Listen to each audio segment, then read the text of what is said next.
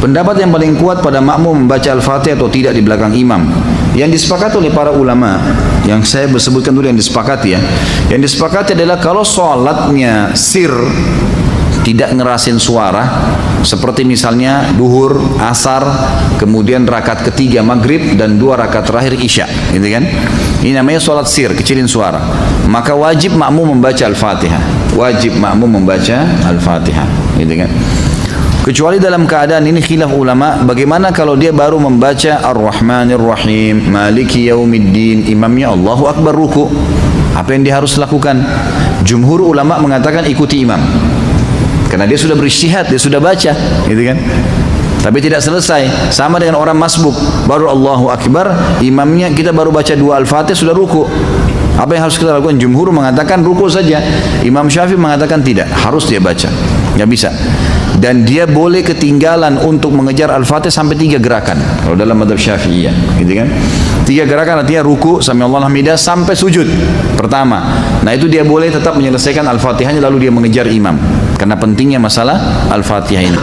Tapi kalau sholatnya jahar, ngerasin suara, subuh, 2 rakaat pertama maghrib, gitu kan? 2 rakaat pertama isya, maka ini hukumnya jumhur mengatakan tidak ada bacaan bagi makmum, kecuali imam memberikan jeda waktu. Beranjak daripada hadis yang sahih bahwasanya Nabi SAW pernah mengatakan waladdallin amin, lalu tiba-tiba sahabat di belakang berlumba-lumba baca Al-Fatihah. Jadi ada suara bergemuruh gitu, sehingga bacaan Nabi SAW, Nabi sendiri terganggu SAW, dan makmum juga tidak konsentrasi dengar bacaan ayatnya beliau. Beliau begitu salam lalu beliau mengatakan mali unazi', kenapa tadi saya diganggu dengan bacaan kalian? Kata perawi hadisnya, kalau saya tidak salah, Abdullah bin Umar radhiyallahu anhu berkata, mulai semenjak itu saya tidak pernah lagi membaca Al-Fatihah di belakang Nabi SAW kalau sholatnya jahar, kalau sholatnya ngerasin suara gitu. Ulama-ulama seperti Imam Syafi'i rahimahullah melihat bahwasanya orang yang membaca Al-Fatihah, baik sholatnya jahar, kerasin suara atau sir, itu wajib. Beranjak daripada hadis Nabi SAW yang berbunyi, tidak ada sholat bagi orang yang tidak membaca Al-Fatihah. Maka beliau tidak membedakan antara sholat berjamaah atau sholat sendiri. Ya, kalau sholat sendiri mutlak harus baca ya, tidak boleh sama sekali tinggalkan Al-Fatihah. Batal sholatnya kalau tinggalkan Al-Fatihah. Kalau sholat berjamaah, sebagaimana saya sebutkan tadi, khilaf di antara ulama itu. Imam Syafi'i semuanya, mau sholatnya jahar atau sir, semuanya harus membaca Al-Fatihah. Allahu alam, kalau kita simpulkan, kalau saya simpulkan dari pendapat-pendapat ulama ini, saya melihat kalau seandainya imamnya membaca Al-Fatihah dengan suara keras, jelas, ya, kita dengar ya, kita dengar. Seperti sekarang ada mic. Lain kalau mati lampu gelap, tidak kedengaran suara atau kita terlalu jauh dari imam, itu lain. Walaupun sholat jahar tetap wajib baca Al-Fatihah tuh, karena kita tidak dengar. Karena memang Allah berfirman, umumnya ulama berpegang pada ayat ini, a'udzubillahi minasyaitonirrajim, fa idza quri'al qur'anu fastami'u lahu wa ansitu. Kalau Al-Qur'an dibacakan, dengarkan baik-baik dan ya telitilah, jelihlah. Berarti kasusnya adalah kalau dengar. Kalau dengar kita nggak boleh berkata yang lain, gitu kan? Nah kalau imam sholat jahar, maghrib misalnya, tapi mati lampu, kita di saf ke-5 atau ke-6, ke-7 ke belakang, nggak dengar. Atau sholat di belakang, perempuan nggak dengar sama sekali, mereka tetap baca Al-Fatihah selama tidak dengar. Tapi kalau mereka dengar Al-Fatihah itu, seperti tadi imam kita Masya Allah membaca misalnya, kita dengar, dan pada saat mengatakan waladdallin, kemudian semua mengatakan amin, begitu selesai amin, imamnya baca langsung surah. Nah ini Allahu alam, yang lebih dekat pendapat ulama mengatakan tidak lagi baca Al-Fatihah. Kembali kepada hadis, ya, bacaan imam adalah bacaan makmum. Itu sudah ada hadis yang menjelaskan masalah itu. Tapi kalau imamnya jeli dan dia lebih faham masalah fikih menjadi imam, adalah setelah waladdallin amin, imamnya diam jeda 7 ayat Al-Fatihah. Maka pada saat itu makmum silakan baca, gitu kan? Dia membacanya. Jadi ini tinggal tergantung bagaimana kondisi imam memberikan dia kesempatan. Allahu a'lam. Ustaz, apakah boleh saf solat diisi oleh, mohon maaf, orang yang terkena Down syndrome secara fisik dia sudah balik, tetapi ketika sholat orang tersebut sering mendahului imam dan gerakan sholatnya tidak berurutan. Tentu kalau dia sengaja atau memang dia ada kelainan jiwa atau apa, ini sebaiknya memang di masjid itu ada tim khusus yang mengatur ya. Jadi orang-orang seperti ini kalaupun dalam kondisi dia tidak sadar, dia tidak tahu hukum, atau dia dalam kondisi gila misalnya, maka dia dibolehkan untuk keluar dari saf muslimin. Karena dia pun mengerjakan, dia bebas hukum, dia tidak ada taklif kan gitu. Tapi kalau memang dia hanya melakukannya karena tidak bisa tahan, karena memang masalahnya adalah sakit kakinya, dia akhirnya harus melakukan mendahului imam, maka solusinya kata ulama adalah dia boleh mengerjakan sholat sambil duduk. Cari inisiatif yang dia tidak mendahului imam. Karena kalau dia dahului imam tetap kena ancaman. Ya, Nabi SAW mengancam, siapa yang mendahului imam maka bisa saja Allah mengubah wajahnya menjadi wajah keledai. Hadis sahih riwayat Imam Ahmad masalah itu. Jadi sebagai ini ada pengurus masjid, dan saya sarankan pengurus masjid ini bisa lebih jeli melihat adanya orang-orang yang seperti ini, ada gangguan jiwa, ada orang yang sakit. Kalau di masjid-masjid di Saudi itu sudah biasa sekali kursi-kursi disiapin tuh. Di masjid itu banyak kursi. Jadi orang-orang tua yang tidak mampu untuk berdiri lama maka diambil kursi dan mereka sholat sambil duduk di saf. Itu sudah umum di Masjid Nabawi, di Masjid Haram itu banyak sekali. Ketika zikir setelah sholat, kemudian ada orang yang mengucapkan salam kepada kita, lalu kita membalasnya sehingga zikir setelah sholat kita terpotong. Apakah kita harus mengulangi zikir tersebut atau lanjutkan? Lanjutkan saja, tidak ada masalah. Nabi SAW pernah melakukan hal tersebut. Jadi pernah beliau SAW dalam hadis Bukhari selesai sholat ya, asar, tiba-tiba beliau langsung dengan cepat sekali, begitu salam lagi zikir, berdiri dengan sangat cepat melewati para sahabat, sampai para sahabat yang meriwayatkan hadis ini berkata, kami heran dengan kecepatan Nabi SAW dalam cepatnya gerakan Nabi SAW itu. Maka setelah itu pun, setelah beberapa saat Nabi SAW balik lagi dan duduk lagi, berzikir lagi. Lalu salah seorang di antara kami bertanya, ya Rasulullah, ada apa? Kata Nabi SAW, tadi saya tiba-tiba teringat di rumah saya ada kurma sedekah yang sudah saya niatkan mau keluarkan. Maka saya tidak ingin itu tertunda. Maka saya pun segera mengeluarkannya, lalu kemudian saya balik berzikir. Jadi ulama mengambil daripada hadis ini, bolehnya orang kalau habis sholat, berzikir habis sholat, itu kalau ada sesuatu yang wajib baginya atau sesuatu yang darurat, dia boleh memotongnya, seperti menjawab salam, gitu kan? Seperti misalnya turun hujan, tiba-tiba dia harus pindah karena kena air atau apalah ya yang harus memindahkan dia, maka dia boleh pindah dan kemudian dia melanjutkan zikirnya. Bagaimana Anda menyikapi setiap akan sholat pasti ingin sekali buang angin? Apa Anda harus diruqyah? Gimana kira-kira? Ruqyah boleh, silahkan ruqyah. Mungkin waswas syaitan, itu waswas syaitan ya, harus dilawan. Dan cara yang efektif adalah jangan biasakan buang angin. Memang betul. Jadi orang yang biasa tidak bisa tahan buang angin itu karena beranjak dari apa? Kebiasaan dia.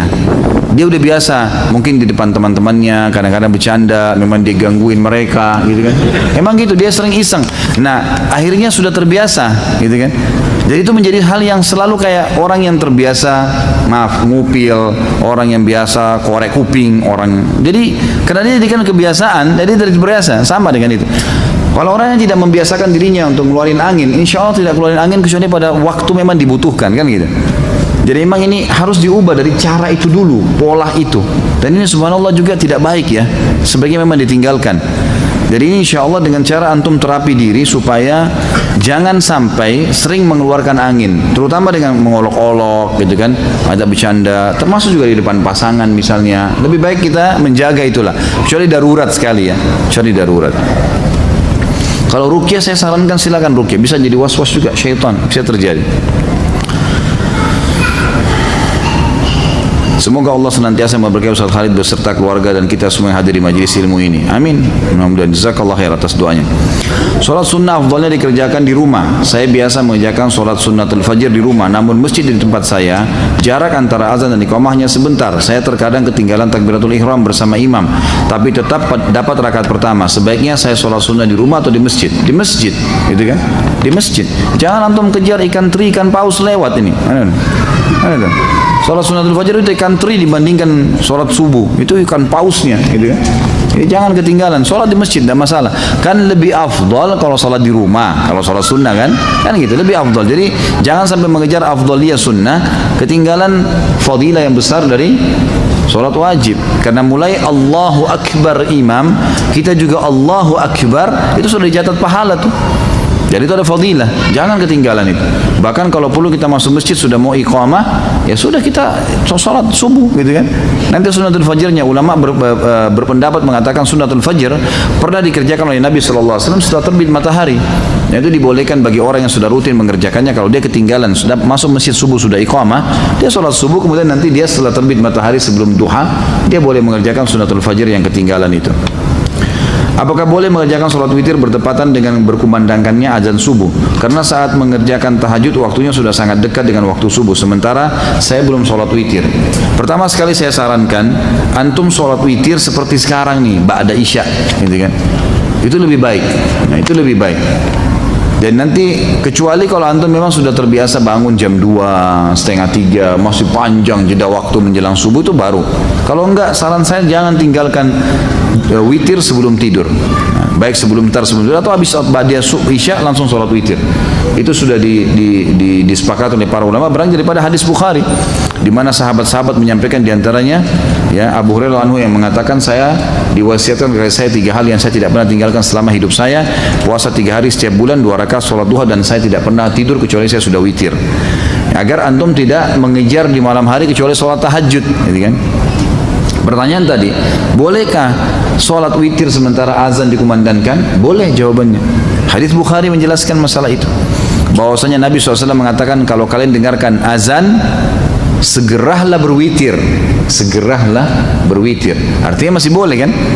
Bahkan ada pendapat ulama mengatakan kalau jeda antara azan dan iqamah subuh masih panjang, seperti Masjid Haram misalnya 20 menit, 25 menit baru iqamah, sementara antum sudah terbiasa kerjakan sholat tahajud dan itu kebablasan sampai azan subuh baru bangun, boleh mengerjakannya antara azan iqamah subuh, karena itu bukan waktu yang dilarang untuk sholat.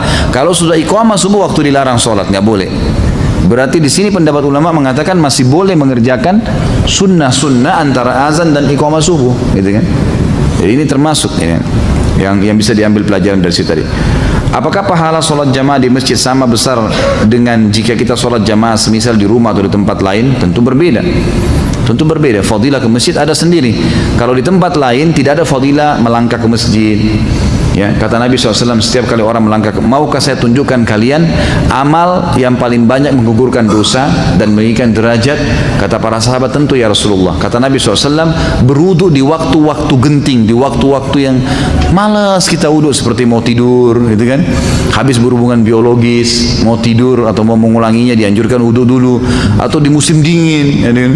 Atau menjaga wudu, batal wudu lagi. Ini justru pahalanya besar nih. Dan banyaknya langkah kaki menuju ke masjid, ya kan? Berarti melangkah kaki saya sudah ada pahala. Hadis yang lain juga riwayat Bukhari Muslim, kata Nabi SAW, setiap kali orang melangkah ke masjid, 1 langkah mengampuni dosa, 1 langkah mengangkat derajatnya. Ini nggak ada di tempat lain, harusnya di masjid, gitu kan? Kemudian ada hadis yang berbunyi, siapapun yang pergi ke masjid sholat, setiap berjamaah di waktu sholat wajib ya, maka setiap kali ke masjid dapat 1 istana di surga, setiap pulang 1 istana di surga. Ini nggak ada di tempat lain, gitu kan? Tinggal tentang masalah jamaahnya, 25 kali lipat dapat pahala, itu sama. Itu sama, karena hadis Nabi SAW menjelaskan sholat berjamaah sama saja mendapatkan pahala 25 kali lipat itu, dan diangkat 27 derajat. Allahu a'lam. Kapan waktu yang paling utama untuk sholat sunnatul fajr? Antara azan dan iqamah subuh. Antara azan dan iqamah subuh ya. Apakah ada bacaan atau doa yang diajarkan oleh Rasulullah SAW pada saat berwudu, seperti doa ketika membasuh muka, tangan, dan lainnya? Yang saya tahu, doa yang dibaca adalah pada saat memulai wudu, itu hadis Bukhari, membaca Bismillah pada saat mau memulainya, gitu kan? Bahkan Syekh Jibril mewajibkan masalah itu, mengatakan harusnya seseorang membaca Bismillah. Beranjak daripada hadis, janganlah seseorang kalian bersuci kecuali sudah memulainya dengan basmalah, gitu kan? Kemudian nanti selesai wudu baru membaca 2 kalimat kalimat syahadat beranjak daripada hadis Bukhari yang berbunyi siapa yang selesai wudu kemudian dia membaca asyhadu an la ilaha illallah wahdahu la syarikalah wa asyhadu anna muhammadan abduhu wa rasuluh, ini hadis Bukhari Muslim, maka Allah akan membukakan baginya 8 pintu surga, dia bisa minta yang mana dia mau masuki, gitu kan. Begitu pula ada hadis yang lain riwayat Tirmidzi menambahkan ditambah doa Allahumma ja'alni minat tawwabin wa ja'alni minal mutatahhirin. Ya Allah jadikanlah aku orang yang selalu bertaubat dan juga orang yang selalu bersuci, gitu kan. Jadi dari hadis ini yang kita tahu ada doa di awal, ada doa di akhir. Kalau di pertengahan Allah alam saya tidak pernah dapatkan riwayatnya secara pribadi ya, saya pribadi. Jadi kalau Anda mendapatkan riwayatnya silahkan Anda amalkan, tapi saya pribadi belum pernah menemukan kecuali di awal dan akhir saja.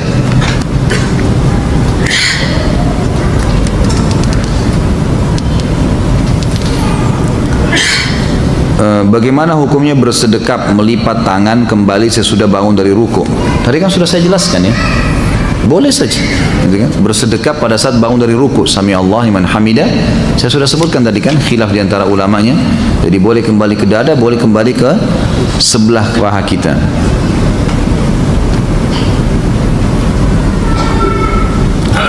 Apakah seseorang yang telah mencapai dosa kufur lalu tiba-tiba dia bertaubat atas hidayah Allah kemudian dia mengerjakan sholat tapi belum mengulangi syahadat, apakah sholatnya sah dan diterima oleh Allah Subhanahu Wa Taala? Nggak bisa. Kufur itu syaratnya untuk kembali ke Islam harus syahadat. Jadi dia kalau sholat dianggap orang kafir sedang sholat, nggak diterima sama Allah. Harus syahadat. Gimana caranya? Itu syaratnya karena dia sudah kufur. Saya pernah mendengar jamak apa ini? Suri. Apakah sholat dengan menjamak suri ini diperbolehkan? Apa ini jamak suri ini? Hah? Siapa yang bertanya nih? Saya nggak tahu nih apa jamak suri. Ada mati suri, ada jamak suri, macam-macam. Nanti ada nikah suri juga. Wah, begitu nikah semangat ya. Saya nggak tahu, maaf. Ya, saya minta maaf. Saya nggak tahu nih maksud jamak suri itu apa. Apakah ada hukum had untuk orang yang meninggalkan sholat? Ada, jelas. Kalau dia meninggalkan secara malas, hukumnya had, dihukum. Dan Imam Syafi'i mengatakan tergantung pemerintahnya setempat. Boleh memenjarahnya, boleh mencambuknya, gitu kan. Tapi yang jelas harus ditakzir. Takzir itu dihukum dengan berat. Dan tidak boleh dibiarkan ada di lingkungan kaum muslimin orang yang tidak sholat. Wajib terutama ya. Jadi tidak boleh sama sekali. Apakah zikir setelah sholat boleh dikerjakan sambil berjalan keluar masjid karena ada keperluan? Boleh saja, nggak ada masalah. Tapi antum kehilangan ya, doa malaikat. Karena hadis Nabi SAW, siapa yang habis selesai sholat tidak berdiri dari musallahnya, tidak berbicara dengan orang di sebelahnya, tidak membatalkan wudunya sambil berzikir dia lagi duduk di situ, gitu kan? Dan ini saya sering sarankan para ikhwah yang hadir di pengajian saya agar jangan pindah tempat pun, mundur ke belakang pun jangan, biarin di tempat situ saja, zikir dulu. Karena pekah sekali hadis ini ya. Siapa yang tidak pindah dari musallahnya, yang tidak berdiri dari musallahnya, siapa yang tidak membatalkan wudu dan tidak berbicara dengan orang di sebelahnya, maka malaikat di atas kepalanya mendoakan, ya Allah ampuni dia, ya Allah rahmati dia, sampai dia melanggar 3 hal tadi. Ini kehilangan. Makanya para ulama mengatakan biasanya syaitan menghiasi ya, atau mengingatkan macam-macam pekerjaan kita sehingga kita terlewatkan dari doa malaikat ini. Maka jangan disia-siakan. Saya pernah zikir ikhwan dan akhwat sekalian, pelan-pelan sekali zikir habis sholat itu 7 menit maksimal. 7 menit, 8 menit itu sudah selesai. Jadi cuma syaitan yang membebankan kita itu. Bagaimana hukumnya sholat orang isbal? Apakah sah? Khilaf di antara ulama tentang sah atau tidaknya, gitu kan? Tapi yang jelas sudah pernah kita jelaskan di dalam dosa-dosa besar kita yang lalu ya, pernah ada penjelasan kalau ada hadis yang menjelaskan tidak sahnya atau disuruhnya mengulangi sholat orang yang tertutup mata kakinya oleh Nabi SAW, seseorang yang sedang datang. Bahkan Nabi SAW menyuruh mengulangi sama wudu-wudunya, wudu dan sholatnya. Waktu ditanya oleh para sahabat, kenapa ya Rasulullah? Kata Nabi SAW, karena mata kakinya tertutup. Ada yang melemahkan hadis ini, ada yang menghasankannya, gitu kan? Khilaf di antara ulama. Tapi kalau saya pribadi, saya berpegang pada pendapat yang mengatakan memang batal sholatnya. Ya. Apakah seorang laki-laki yang tidak sholat berjamaah di masjid berdosa? Kalau Imam Syafi'i mengatakan sholat berjamaah di masjid sunnah muakkadah, sangat ditekankan. Jadi kita tidak boleh menyalahkan juga orang-orang yang tidak ke masjid sholat, misalnya umumnya di Indonesia ini banyak orang yang berpegang pada Syafi'iyah gitu kan, tapi kalau jumhur ulama mengatakan tidak. Di antaranya Imam Ahmad sangat menekankan beranjak daripada hadis-hadis yang sahih, seperti misalnya hadis yang sahih kata Nabi SAW, saya ingin sekali ada orang yang mengikomahkan sholat lalu kemudian menggantikan saya jadi imam, lalu kemudian saya membawa obor dan saya membakar rumah orang-orang yang tidak pergi sholat berjamaah. Kemudian hadis sahih juga di mana Ibnu Ummul Maktum, muadzin Nabi SAW, matanya buta, dan beliau berkata, ya Rasulullah, rumah saya jauh dari masjid Anda, tidak ada yang memandu saya, buta, nggak ada yang pandu saya jalan, gelap, gitu kan. Dan di antara rumah saya dengan masjid banyak binatang buas bisa menerkam saya, padang pasir jauh. Apakah boleh saya sholat di rumah? Awalnya Nabi SAW mengatakan silakan sholat di rumah. Setelah itu subhanallah turun wahyu menyampaikan, Ibnu Ummul Maktum sudah mau keluar, Nabi SAW mengatakan panggil orang itu. Dipanggil kembali, kata Nabi, apa kau dengar dengan telingamu azan atas ma'un nida? Dia mengatakan iya ya Rasulullah. Kata Nabi, idzan ajib, kalau begitu jawab azan itu. Orang buta, nggak ada yang pandu, itu kan malah ditekankan. Jadi semestinya memang harusnya dijaga. Ya, dari pendapat ini ya, jumhur ulama di antara Imam Ahmad yang sangat menekankan berdosa kalau laki-laki tidak ada udzur nggak sholat di masjid, gitu kan. Ya kalaupun kita berpegang pada mazhab Syafi'iyah, kita mengatakan sunnah muakkadah, maka minimal antum kehilangan banyak sekali fadilah, pengangkatan derajat, pengampunan dosa, dapat istana di surga. Itu luar biasa. Setiap pergi loh dapat satu istana, setiap pulang dapat istana. Ini bukan istana di Menteng atau di mana-mana, ini di surga gitu kan. Hanya dengan ke masjid sholat, itu apa susahnya? Lawan tuh syaitan, jangan lemah terus. Ya. Manakah yang lebih utama bagi seorang perempuan, sholat di musola kantor atau pergi ke masjid? Musola boleh. Ya, kalau perempuan tidak ada masalah, di sebelah meja kerjanya boleh. Tidak ada sesuatu penekanan. Kalau laki-laki yang dianjurkan ke masjid. Terkait dengan 10 Muharram, apa benar 10 Muharram itu lebarannya anak yatim? Apakah boleh mengkhususkan 10 Muharram untuk menggalang dana untuk anak yatim? Enggak pernah ada sunnahnya Nabi. Ini dikarang-karang saja ini, tidak ada sama sekali. Anak yatim itu kita dianjurkan untuk menyantuni sepanjang tahun, bukan 10 Muharram. Enggak ada dalil berhubungan dengan masalah itu. Waduh, ini tulisan indah, jadi saya tidak bisa baca. Dulu di Makassar, kami waktu masih kecil, kalau tulisan yang begini kita bilang tulisan indah, gitu kan. Saya nggak ngerti di Jakarta atau di daerah lain, Allahu a'lam. Apa faedah bagi orang yang mengerjakan sholat gerhana dan sholat syuruk? Kalau sholat gerhana memang anjuran Nabi SAW kan, hadis sahih riwayat Bukhari. Kata Nabi SAW, kalau kalian melihat gerhana maka sholatlah, bersedekahlah dan bertasbihlah, disuruh sampai Allah menghilangkan gerhana itu dari kalian. Jadi memang ada perintah dari Nabi SAW masalah itu. Tapi apakah dia dapat pahala, apakah dia dapat misalnya apa janji-janji, itu belum pernah kita temukan riwayatnya. Allahu a'lam. Tapi yang jelas dia dianjurkan untuk dilaksanakan. Perintah Nabi SAW ibadah. Kalau sholat syuruk, hadis Nabi SAW, siapa yang sholat berjamaah di masjid, hadis sahih riwayat Hakim, siapa yang sholat berjamaah di masjid, ya kemudian dia duduk berzikir sampai terbit matahari, kemudian dia sholat 2 rakaat setelah itu, ya, maka dia sama dengan pahala haji dan umroh, sempurna, gitu kan? Ini dikatakan oleh para ulama sholat syuruk. Di perusahaan saya sistem untuk sholat bergantian. Sistem untuk sholat bergantian, tapi niat saya ingin sholat berjamaah tepat waktu. Apakah saya berdosa karena tidak sholat tepat waktu? Tidak dikatakan berdosa sebenarnya, karena masih ada pendapat ulama yang seperti Imam Syafi'i mengatakan sunnah muakkadah. Saya tidak bisa mengatakan berdosa, gitu kan? Tapi dia kehilangan fadilah yang sangat banyak. Jadi kalau misal pun kita bisa mengambil awal waktu, lebih baik kita pamit sama teman-teman, misalnya kita dahulu, gitu kan? Dan itu sholat juga tidak akan mengambil waktu lama. Saya juga sarankan begini, perlu difahamin ya, terikat dengan jam kerja kantor, ya, itu wajib hukumnya karena antum mengikuti syarat. Kata Nabi SAW, al-mu'minuna ala syurutihim, al-mu'minuna ala syurutihim. Orang mukmin harus patuh dengan syarat yang disepakati. Misal, waktu istirahat jam 12 sampai jam 1, azan 12:30, gitu kan? Antum mulai masuk masjid sholat, ternyata harus kembali sebelum jam 1, misal 5 menit sebelum jam 1 ada absen lagi, misal contoh. Antum baru selesai sholat wajib, belum sempat sholat ba'diyah duhur, itu sudah jam 1 kurang 5 menit. Kalau sholat terlambat nih, balik kerja, maka jangan sholat sunnah ba'diyah, karena mentaati peraturan wajib. Sementara sholat sunnah itu sunnah, gitu kan? Kecuali kita sudah balik ke kantor, ada waktu lowong, kita bisa buka sejadah dekat meja kerja kita lalu sholat, itu nggak ada masalah. Kita harus pertemukan masalah itu ya. Jadi lakukan yang wajib saja. Pernah ada teman-teman yang di luar negeri bertanya kepada saya, Ustaz, saya kerja di luar negeri dan di luar negeri ini orang-orang non muslim, saya nggak bisa sholat gitu kan. Dan seringkali meeting di waktu-waktu pas lagi sholat gitu kan. Apa yang saya harus lakukan? Saya balik tanya begini, saya bilang kalau seandainya Anda lagi meeting kemudian, misal ini contoh, semoga Allah muliakan kita semua, saya kasih contoh ini, contoh orang mau ke kamar mandi, kebelet buang air besar, kebelet buang air kecil, lagi meeting, diizinin nggak? Nah, ini di sini diizinin nggak kalau kebelet kencing, kebelet buang air besar? Meeting penting nih, miliaran, diizinin nggak? Ya nggak bisa berpikir kan kalau mau kencing gitu kan? Nggak mungkin, pasti diizinin ke belakang. Ya sudah, kita izinnya memberikan isyarat memang mau ke kamar mandi, betul kamar mandi kan? Ke kamar mandi, dan orang saya bilang lagi kalau masuk kamar mandi, lagi kebelet, pamit, lagi meeting. Kalau kita butuh waktu 10-15 menit, diizinin nggak?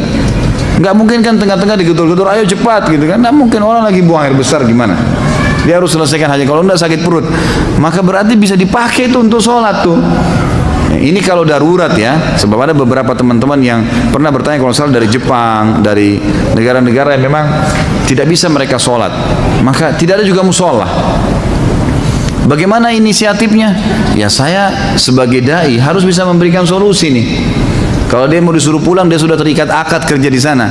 Maka caranya adalah kayak tadi, pamit ke kamar mandi, memang mau kamar mandi, uduk di sana, kemudian sholat, cari tempat yang bisa sholat di situ. Mungkin di gang, mungkin di mana, ya apa boleh buat, harus sholat. Sholat dah, sholat wajib 5 menit, 10 menit maksimal, udah kembali lagi. Tapi nggak usah dibeberkan, saya mau sholat ya pamit. Kemudian berantem kalau tidak disuruh sholat, susah. Anda sudah akad dengan orang kafir, gimana? Nggak bisa, gitu kan? Jadi ini namanya hiyal syari'iyah. Harus kita mencari solusi secara syar'i yang memang kita tidak kehilangan pekerjaan dan juga tidak kehilangan ibadah itu. Apakah seorang muslim yang sebelumnya tidak rajin sholat bolong-bolong termasuk kafir? Apakah ia harus syahadat ulang dilihat dan dilihat oleh saksi maksudnya? Enggak tentu. Kalau dia jahdan ya, kalau dia bangkang, enggak ada sholat, enggak ada hukum sholat itu, saya enggak mau yakin. Maka itu baru kufur, dia syahadat. Tapi kalau dia cuma malas-malas, enggak perlu. Taubat kepada Allah sudah, sekarang tinggal sholat. Mana yang lebih baik apabila ada udzur berjamaah tapi menunda sholat atau akhir waktu, sendiri tapi di awal waktu? Tentu saja di awal waktu, walaupun sendiri. Tentu saja di awal waktu. Masya Allah, ini belum saya baca ini. Hah? Jam berapa kita mau selesai? Masya Allah. Ini selama 2 tahun, 1 tahun ini nggak selesai pertanyaannya. Hah? Kok kayak balas dendam kalau ketemu saya nih?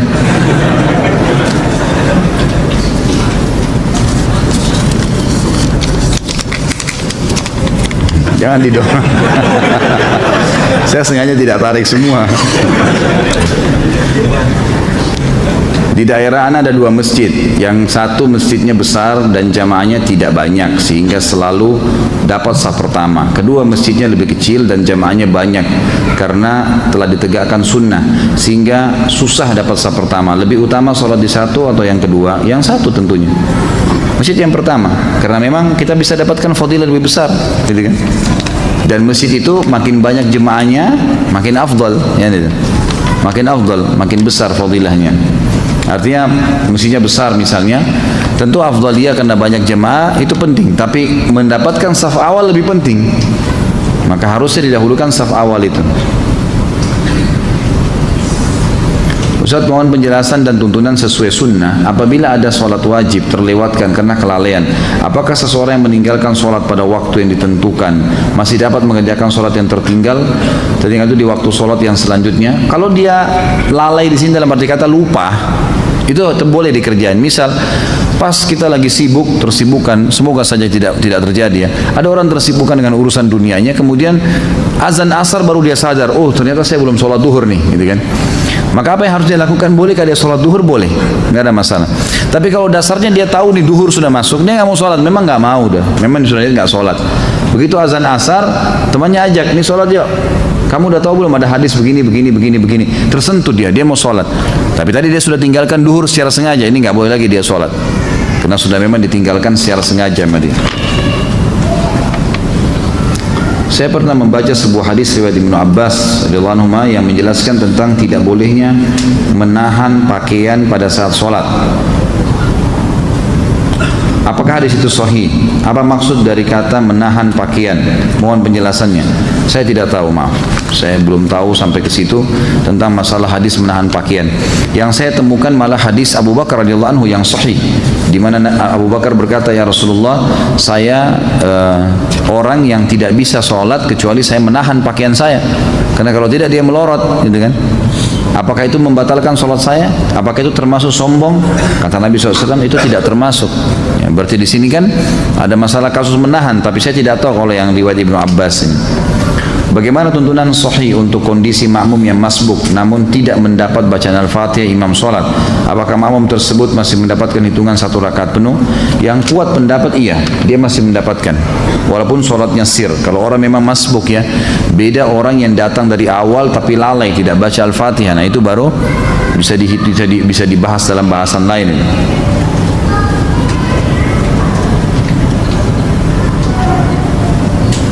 Setelah berhubungan suami istri, apakah boleh sholat wajib hanya dengan wudhu tanpa junub, tanpa mandi? Nggak boleh lah.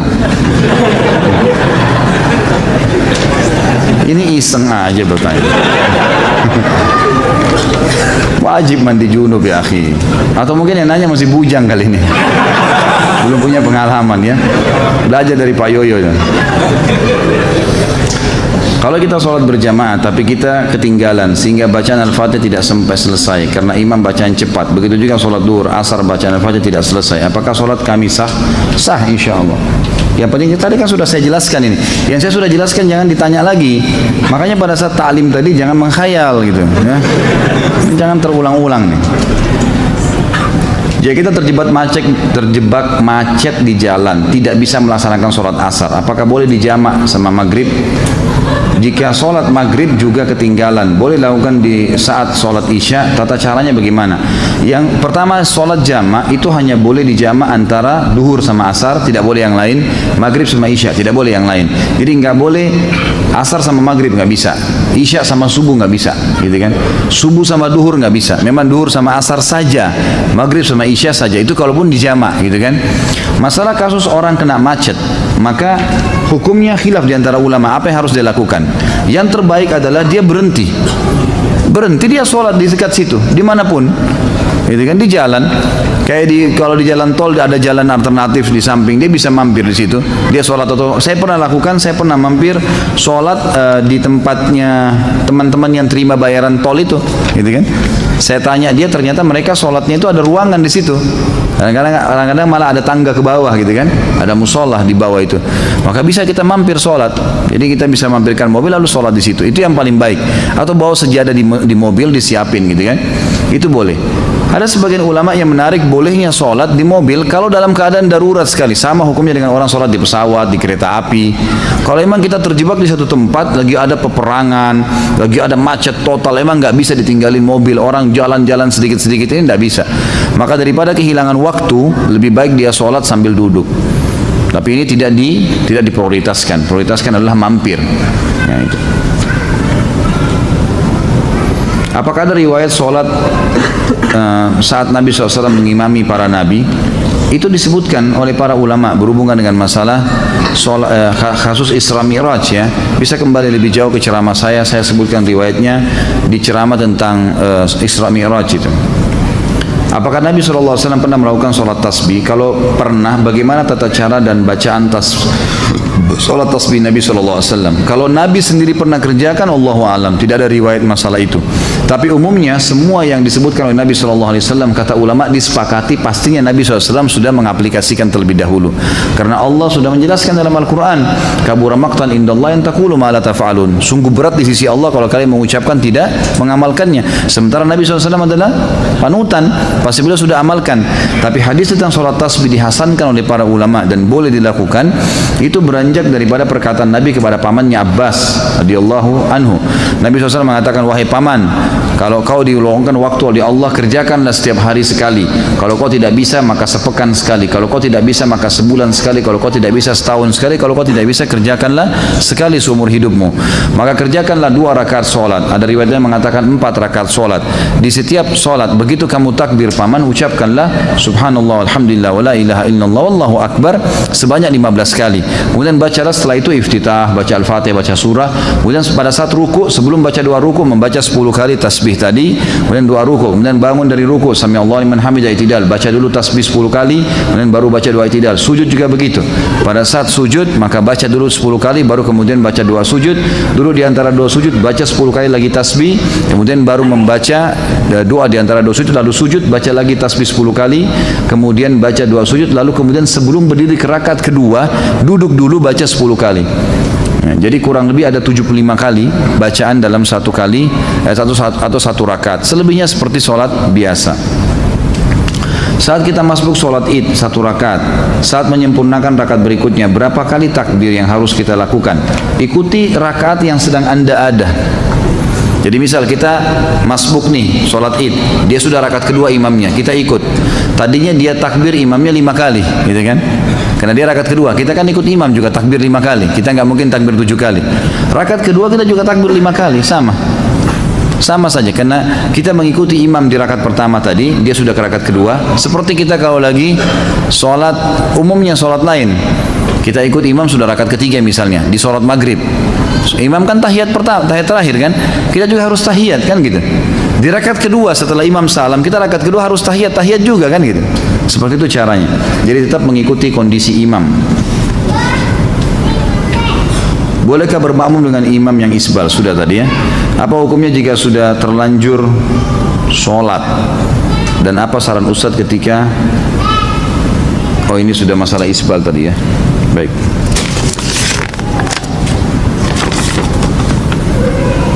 Bolehkah kita mengqadha sholat kita yang terlewat dengan tata cara seperti apa? Sudah saya jelaskan. Makanya jangan buru-buru bertanya nih ya. Karena pertanyaan mungkin bisa saja dijawab gitu ya. Sudah ada. Bagaimana cara mengqadha sholat yang sudah banyak kita tinggalkan? Nggak ada qadha sholat. Nggak ada qadha sholat. Hadis Bukhari menjelaskan masalah itu. Jadi tidak ada. Kecuali tadi saya bilang kita lalai, memang lupa. Tapi kalau 5 tahun nggak sholat, sekarang taubat, apakah harus mengqadha sholatnya 5 tahun? Nggak pernah ada dalil berhubungan dengan masalah itu. Hadis Bukhari menjelaskan bahwa ada seorang wanita datang kepada Aisyah radhiyallahu anha dan berkata, wahai Aisyah, kenapa kita disuruh mengqadha puasa dan tidak disuruh mengqadha sholat? Maka Aisyah sempat marah sama orang tersebut, lalu sambil berkata, aharuriyun anti? Apa kau dari wilayah Haruri? Haruri ini wilayah di Irak, sebuah wilayah di Irak dipenuhi dengan kaum Khawarij. Khawarij ini suka menghakimi sesuatu secara zahir. Misal, perangilah orang-orang kafir, berarti semua kafir termasuk tetangga, nggak bisa hidup sama kaum Khawarij, disiksa semua, gitu kan? Jadi ambil secara zahir hukum, gitu kan? Jadi seperti itu. Maka mereka juga mengatakan orang kalau taubat pernah 50 tahun tidak sholat harus qadha 50 tahun tuh. Gitu kan? Maka kata perempuan tersebut, saya bukan dari Hawari, tapi saya mau tanya. Kata Aisyah radhiyallahu anha, begitulah Nabi SAW memerintahkan kami disuruh mengqadha puasa dan tidak mengqadha sholat. Artinya tidak ada qadha sholat memang bagi orang yang memang lalai sebelumnya. Bolehkah menggabungkan 2 niat sholat sunnah ibadah sunnah lain dengan cukup melakukan 1 kali saja? Contoh sholat sunnah di masjid digabung dengan sholat qobliyah. Saya pernah tanya ini kepada Syekh Abu Bakar Jazair rahimahullah di Masjid Nabawi, dan saya pernah tanyakan juga kepada beberapa ulama yang lain. Maka jawabannya dibolehkan kalau sunnah sama sunnah. Kalau wajib sama sunnah nggak boleh, gitu kan? Artinya orang masuk dalam masjid, dia sholat tahiyat masjid, dan juga dia bisa niatkan untuk qobliyahnya. Sama dengan orang sama dengan orang puasa Syawal 6 hari dengan puasa Senin Kamis yang bertepatan dengan Senin Kamisnya. Maka selama sunnah sama sunnah dibolehkan, tapi tidak boleh sunnah sama wajib. Nggak boleh misalnya bayar utang Ramadan digabung dengan puasa Senin, gitu kan? Maka itu tidak dilakukan, itu tidak boleh digabung. Sebagaimana tidak boleh gabung antara qobliyah duhur dengan duhurnya. Saya sering melihat orang bergeser dari tempat awal melaksanakan sholat fardu pada saat akan melakukan sholat sunnah ba'diyah. Apakah ini merupakan adab sholat sunnah ba'diyah? Bukan, tetapi ada hadis yang berbunyi semua tempat yang dipakai sholat akan menjadi saksi pada hari kiamat. Maka dianjurkan seseorang untuk pindah tempat ya. Di kantor anak selesai sholat duhur ada ustadz yang tidak zikir tapi langsung berdiri kultum, isinya mengajak jamaah mengajak jamaah zikir-zikir bid'ah. Apa ini? Dikit-dikit bid'ah, dikit-dikit bid'ah. Jangan dengerin. Jalanin saja selama ini menurut anda baik. Memangnya yang menentukan amalan diterima itu kalian. Kalau dikit-dikit bid'ah kita beribadah semakin terkekang. Bagaimana menyikapi ustadz yang seperti ini? Sementara saya mau tegur, cuma ilmu saya masih dangkal dan malas berdebat. Bagaimana membedakan ustadz yang syar'i? Ya tentu saja, ini tidak ada istilah ustadz syar'i ya. Ini istilah baru ini. Baik, kalau anda tidak punya ilmu jangan didebatin, tetap aja berzikir, gitu kan? Tetap berzikir, tetap anda jalankan sunnah Nabi SAW, sudah cukup insya Allah. Kalau tadi ditanya bagaimana membedakan ustadz, sebenarnya ustadz-ustadz itu kalau yang ustadz mengikuti sunnah Nabi tentu selalu punya dalil ya. Ini perkataan ini firman Allah dalam surah ini kata Nabi SAW. Jadi tidak pernah dari dia, tidak ada pendapat pribadi. Jadi, umumnya kayak maaf, saya bukan mengatakan pengajian kita ini secara khusus, tapi di sini juga tadi anda dengar setiap kali sampaikan sesuatu biasanya kita sampaikan ada dalilnya. Ini loh hadisnya, ini loh ayatnya, gitu kan? Jadi punya panduan, jadi bukan karangan-karangan dari kita sendiri. Bagaimana posisi tahiyat akhir untuk sholat 2 rakaat? Ini sudah kita jelaskan tadi.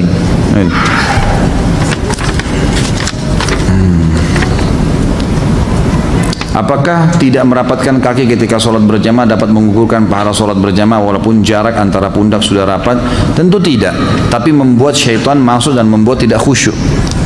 Itu, jadi tidak menggugurkan sholat.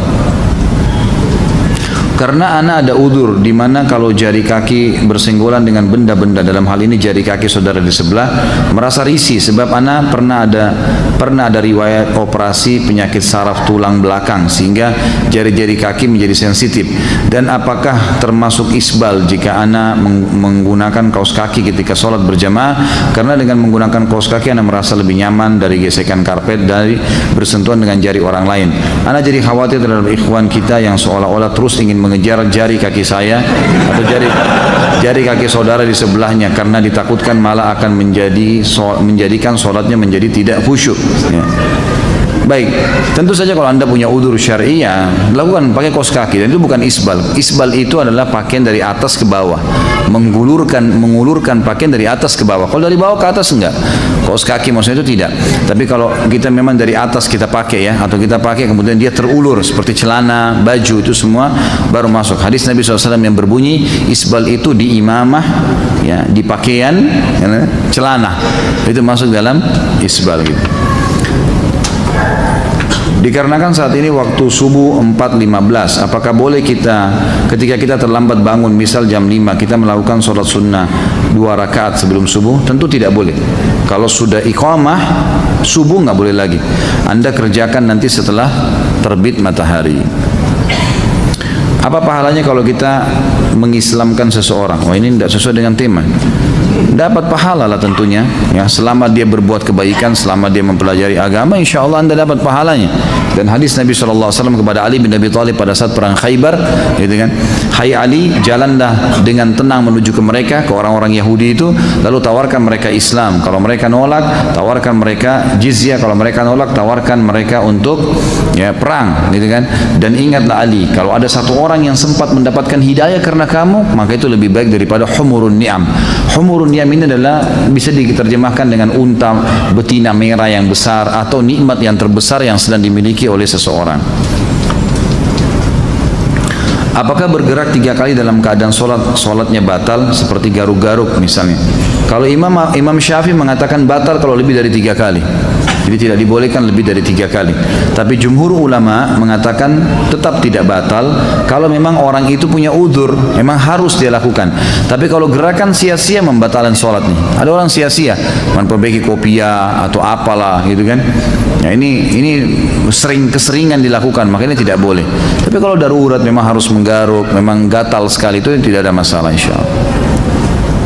Apakah boleh sholat wajib sambil duduk seperti kita perjalanan jauh dalam bus, pesawat yang memakan waktu 12 jam? Tentu saja boleh, tidak ada masalah. Apakah dalam Islam mengenal zaman purba dan zaman dinosaurus? Apakah ini suatu berita bohong, Ustaz? Allahu a'lam. Ini kok kelepasan masuk ini? Bolehkah berimam pada orang yang masbuk? Boleh, asal anda beda imam ya. Jadi misal gini, ada dua orang masuk masbuk nih, orang lagi berjamaah, sama-sama masbuk 1 rakaat. Kita satu imam nih. Begitu salam imam kan masing-masing nambah rakaat yang masbuk ya, yang kehilangan 1 rakaat. Ini nggak boleh lagi jadi makmum satu sama yang lain. Karena ada orang begitu tuh, karena sudah satu imam. Yang boleh kalau beda imam. Misal kita berdiri, kita masuk 1 rakaat, ada orang yang telat masuk, maka dia tepuk pundak kita, itu boleh, nggak ada masalah. Tapi tidak boleh menjadi memiliki 2 imam dalam satu sholat. Bila imam salah dalam baca Al-Fatihah karena kan sholat tidak sah, apakah kita harus ulang di rumah atau bagaimana? Tentu saja tidak ya. Salahnya tergantung salahnya kenapa. Kalau memang salahnya fatal dan sudah diingatkan tidak mau, maka batal sholatnya. Bukan di rumah, diulangin di situ, gitu kan? Tapi kalau memang dia lupa, kemudian diingatkan, atau mungkin ada kesalahan tajwid yang diingatkan lalu dia tidak lakukan, maka tetap sah saja. Beranjak daripada hadis Nabi SAW yang sahih yang berbunyi, kalau kalian sholat dengan imam, kalau imam benar dia akan panen pahala kalian, dan kalian akan dapat pahala kalian masing-masing. Dan kalau dia salah, dia akan berdosa, dihukum sama Allah, dan sholat kalian benar. Sholat kalian benar. Apakah boleh sholat Jumat di dalam kereta api? Soalnya saya pernah melihatnya ketika saya dalam perjalanan menuju kampung halaman. Musafir nggak ada Jumat baginya, nggak usah sholat Jumat gitu kan. Kalau musafir nggak usah sholat duhur asar, dijamak saja. Setelah sholat hajat, petunjuk dari Allah itu berupa apa? Nggak ada sholat hajat ini. Yang ada sholat istikharah. Sholat hajat setahu saya tidak ada, hadisnya lemah sekali, bahkan ada hadis yang palsu gitu kan. Jadi yang ada adalah sholat istikharah. Istikharah sama sebenarnya ya. Kita meminta petunjuk dari Allah SWT. Itu ada hadis sahihnya. Tentang tawakal, pertanyaan Ibnu Rajab rahimahullah bahwa tidak ada yang memberi, menghalangi, mendatangkan bahaya dan mendatangkan manfaat kecuali Allah semata. Hadis di atas sahihkah? Saya tidak tahu. Ya. Baik, 2 pertanyaan lagi ya. Sabar yang sudah lipat-lipat tasnya.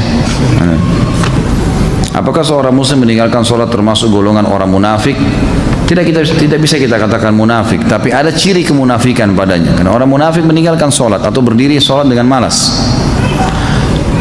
Di mana batasan seorang muslim dikatakan kafir apabila dilihat dari hadis riwayat At-Tirmidzi, An-Nasai dan Ibnu Majah yang menyebutkan sabda Nabi SAW, perjanjian antara kami dan mereka orang kafir adalah sholat. Karena barang siapa meninggalkannya maka sungguh dia telah kafir. Yang dimaksud di sini adalah perilakunya perilaku kafir, meninggalkan sholat. Makanya ulama masih rincikan, meninggalkan sholat secara jahdan tadi, membangkang baru kufur, gitu kan? Harus syahadat. Tapi kalau dia cuma malas-malas tidak masuk.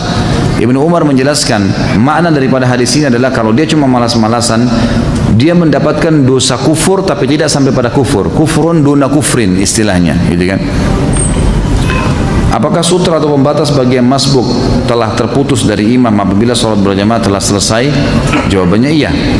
Jadi dia sudah sendiri karena sudah selesai dari imam. Bagaimana posisi duduk tasyahud akhir untuk sholat sunnah 2 rakaat? Sudah saya jelaskan tadi.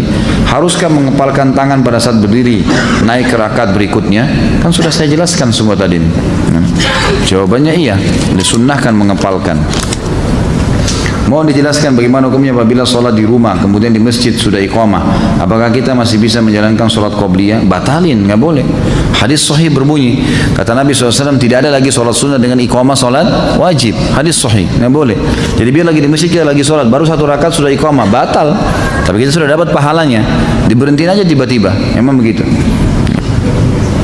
Apakah ada riwayat yang menjelaskan bahwa Rasulullah SAW pernah memimpin zikir dan doa secara berjamaah setelah sholat wajib? Yang saya sudah pernah sampaikan riwayat. Tidak ada riwayat menjelaskan masalah itu. Yang ada adalah Nabi SAW membaca zikir dan Ibnu Umar berkata, saya mengetahui kalau sholat sudah selesai di masjid Nabi SAW kalau saya mendengarkan suara zikir Nabi SAW dan para sahabat dan mereka baca masing-masing. Jadi misal Nabi SAW baca ayat kursi, sahabat sana baca al-ikhlas, yang ini baca subhanallah. Jadi dibiarkan oleh Nabi SAW masing-masing. Tapi Nabi SAW tidak pernah memandu baca al-Fatihah, al-kursi misalnya lalu semuanya harus ikut. Jadi tidak pernah ada riwayat masalah itu. Apabila tidak, bagaimana sikap kita? Apa yang harus kita lakukan ketika di suatu masjid setelah sholat wajib imam memimpin zikir dan doa berjamaah? Jadi kita baca sendiri aja. Kita baca sendiri, kita jalankan sendiri. Jadi seperti itu, Allahu a'lam. Baik, karena sudah jam 9 lewat, kita tutup sampai di sini insyaallah. Berbenar dari Allah, berasal dari saya, mohon dimaafkan. Subhanakallahumma bihamdika asyhadu an la ilaha illa anta astaghfiruka wa atubu ilaik. Wassalamualaikum warahmatullahi wabarakatuh.